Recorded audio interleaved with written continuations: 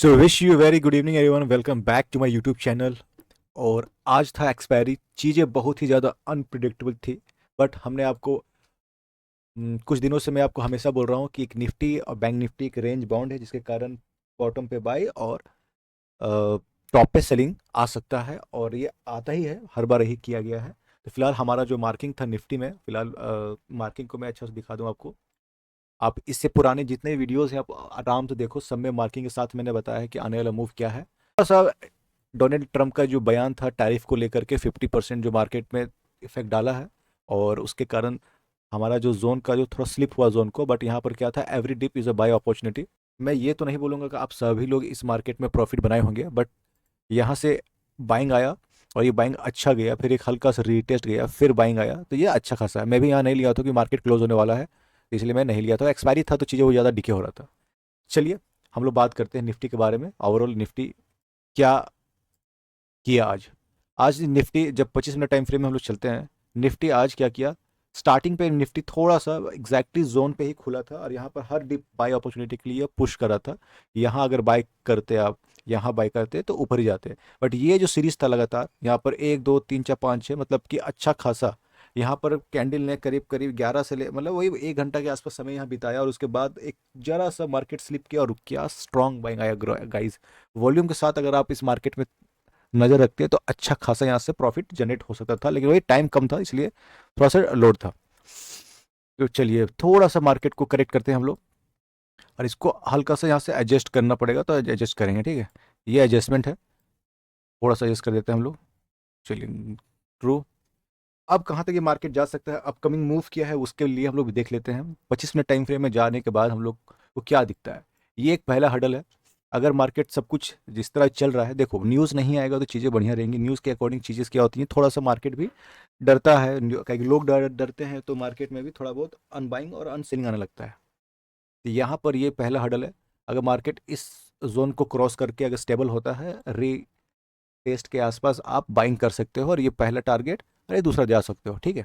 और अगर इसी जोन पे आता है, तो मैं हमेशा बोलता हूँ कि अकॉर्डिंग टू द प्राइजेक्शन और वॉल्यूम के साथ अगर आप देखते हुए करोगे तो आपको अच्छा पता चल जाएगा।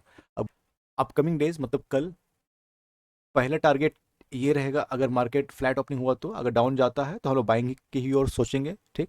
तो पहला टारगेट ये, दूसरा ये, तो तीसरा ये। अगर इसको भी क्रॉस करता है फिर वन बाय वन ऊपर जाएगा, फिर हम लोग रिटेस्ट का ही वेट करेंगे, ठीक है। ये रहा भाई 3 पॉइंट, इस चीज़ को ध्यान रखते हुए पहला दूसरा तीसरा हम लोग लॉन्ग की ये सोच सकते हैं। चलिए ठीक, निफ्टी हो गया ना।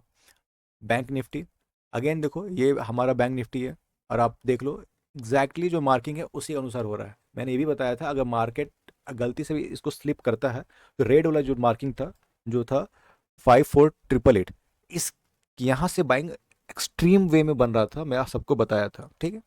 चलिए इसको भी थोड़ा डिकोड करते हैं छोटे टाइम फ्रेम में। एग्जैक्टली यहाँ से भी सेम हुआ जिस तरह हमारा निफ्टी बिहेव किया है, बैंक निफ्टी भी एक टू जेड कॉपी किया है। स्टार्टिंग मार्केट हुआ, उसके बाद वन वे मार्केट क्रैश की ओर बढ़ा, देखो यहाँ पर हल्का सा गया, फिर नीचे क्रैश गया, फिर एक थोड़ा सा वी की ओर गया, ठीक है। थोड़ा सा वी बनाया और स्लिप कर गया, यहाँ पर बना गया इनडिसीजन। और जस्ट मेरे बॉटम पे, मतलब इस सबसे बेस्ट है इंडिसीजन के अनुसार हम लोग को पता चल जाएगा कि प्राइस ने ओवरऑल क्या थिंक किया है। यहाँ पर इंडिसीजन बन गया, मे भी यहाँ से प्राइस ऊपर जाने का सोच रहा था।